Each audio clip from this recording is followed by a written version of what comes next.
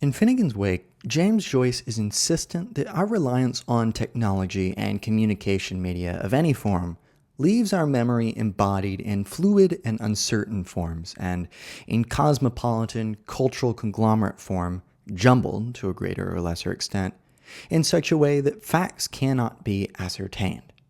Thus, the unfacts, did we possess them, are too imprecisely few to warrant our certitude. The evidence givers by leg pull too untrustworthily irreparable. Through the juxtaposition of myriad media forms, techniques, idioms, and voices, one is bombarded in Finnegans Wake by our very contingency and frailty as modern individuals, thoroughly removed from a feeling of reliance or connection to nature, the environment, and even direct personal contact with other individuals. As such, technology comes to bear the personhood of what would be one's voice, speaking, perceiving, and filtering information for one. Joyce locates media, therefore, as a site of contestation and war, speaking of their ancient flash and crash habits of old Pale's time, ere beam slewed cable, or, der's ere, live wire fired Benjamin Funkling out of the empire, sin right-hand son. Here, cane slaying Abel has become beam slewed cable. We're talking about electric cables or live wires. The Prince de Propagandie, which is media, in which everything is politically charged, no longer innocently presenting facts, but rather trying to feign coherence in order to win an ideological stance. Therefore, as Kimberly J. Devlin puts it in her Wandering and Return in Finnegans Wake, in the Wakean night world, memory breaks down, destroying the illusion of ontological coherence.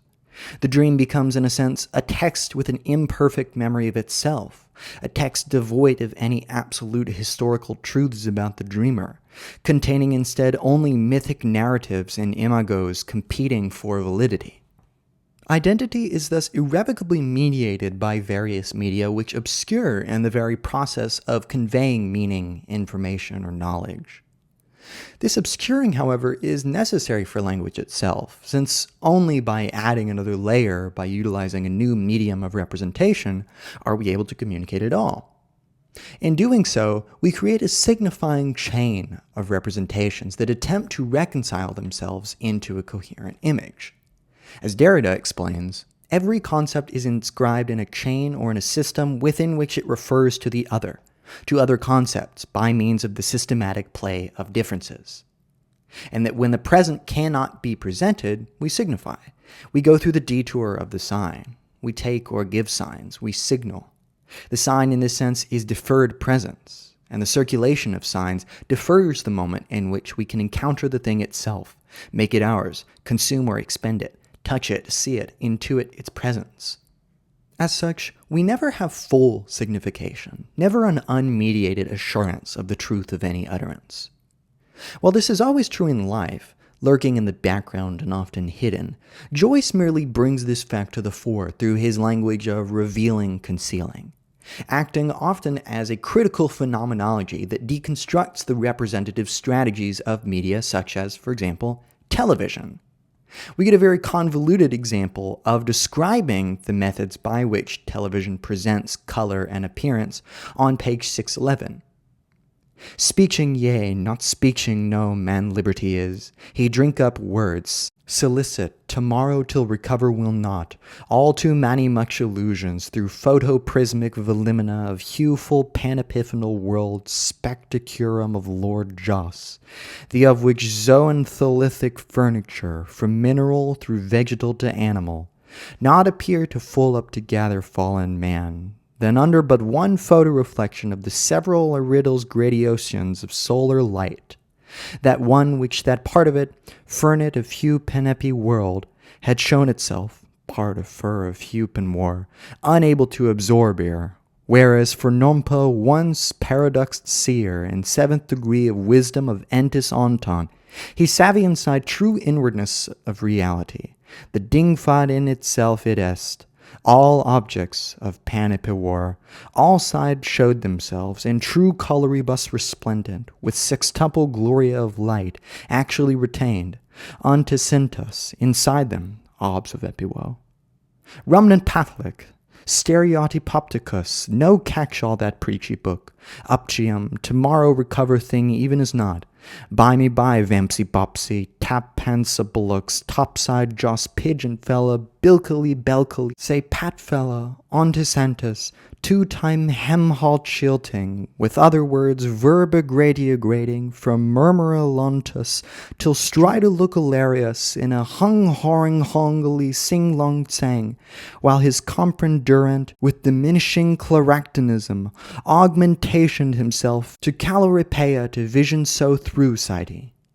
Now this is quite the passage, but we're just looking at the various ways in which light appears, in which the hues of all appearance, of pan-epi, of appearance, of multitudes, appear to one through various media, the way in which through photoprismic vellums, or membranes, appear to us. Joyce puts various technologies in stark relief, complete with their idiomatic modes of representation, in order to focus our attention on the relativity and arbitrariness of knowledge and communication. This arbitrariness and reliance on differential relations is part of the rules of any language which, as a discursive medium, acts as Derrida states in Differance. The system of signs is constituted solely by the differences in terms and not by their plenitude. The elements of signification function not through the compact force of their nuclei, but rather through the network of oppositions that distinguishes them and then relates them to one another. As such, every discourse is both impelled to represent in order to communicate, while at the same time deferring the significatory assurance of its signifiers down the signifying chain. This linguistic play and indeterminacy, known as Differance for Derrida, necessitates that language is always gap-laden and partial, requiring additional unfolding and elaboration through interpretation in order to yield meaning. Truth versus falsity, depth versus shallowness, authenticity versus inauthenticity now only have meaning as a result of contingent relations to a system of signs which provides coherent delineations between their concepts and elements. We cannot have absolute ground in Finnegans Wake because all we have is the text. And the text plays by rules which Joyce shows explicitly as arbitrary, mutable, and media relative. As Derrida puts it in Of Grammatology, if words and concepts receive meaning only in sequences of differences, one can justify one's language and one's choice of terms only within a topic, an orientation in space, and an historical strategy. The justification can therefore never be absolute and definitive. It corresponds to a condition of forces and translates an historical calculation. As such, Finnegans Wake is marred with a sense of historic and textual flatness, an inability to locate oneself as on the periphery or the center, in front of or behind the curtain, which leaves one in a state bereft of depth. As Frederick Jameson states in his Postmodernism or the Cultural Logic of Late Capitalism, what replaces these various depth models is for the most part a conception of practices, discourses, and textual play, in which depth is replaced by surface or by multiple surfaces. As such, in surveying Joyce's usage of the representative methods of electronic media, we find a series of descriptions and embodiments of their methods and strategies. In a witty conflation of terms, he asks, "Is the Stray's world moving mound, or what static babble is this? Tell us." If we remember that static can be produced by a TV and is the result of myriad signals coalescing on the screen, then static can mean both still and extreme movement at the same time. As such, we find contradictory states inhabiting the page at the same time, which shows us a conflation and overdetermination of various media which act on top of one another at the same time, giving us a sense of oversaturation. One of the ways Finnegans Wake uses media, though, is to sublimate desire. As he says, "Happily you were not quite so successful in the process verbal, whereby you would sublimate your blephara spasmodical suppressions, it seems." As such, in attempting to sublimate desire, we must use different media to do it, different eyes and different methods. Thus we later see, I never thought over it, faith. I most certainly think so about it. I hope, unless it is actionable. It would be a charity for me to think about something which I must on no cast accounts omit, if you ask to me. As such, here media is a fantasy device by which to sublimate what can't be committed or said, which indeed Finnegans Wake as a textual medium allows us to do that, to investigate the dreamer in a way he may not have been able to do in his waking life or without the text. It allows for relief by living through another set of eyes. But Finnegans Wake constantly shows us we cannot just adopt a new vision without our already had vision marking the site. To see ourselves as others see us, which is a constant preoccupation of Joyce's oeuvre and is explicitly mentioned in Ulysses, this is not as simple as we'd like, and the dreaming self leaves its trace and mark on any adopted persona or imago used to investigate self-identity. As such, our representative example of television can at best be called a Velivision. That is, TV as a vellum or membrane, allowing for experimentation with communication, style, and affect. This shows how Joyce's style moves away from denotation and towards connotation, away from verisimilitude and towards suggestion in the syntactical and sexual sense, away from determinacy and towards polyvocal indeterminate possibilities. In Finnegans Wake, thus, we get an insistence on play that need not ever stop. The Vico road goes round and round to meet where terms begin.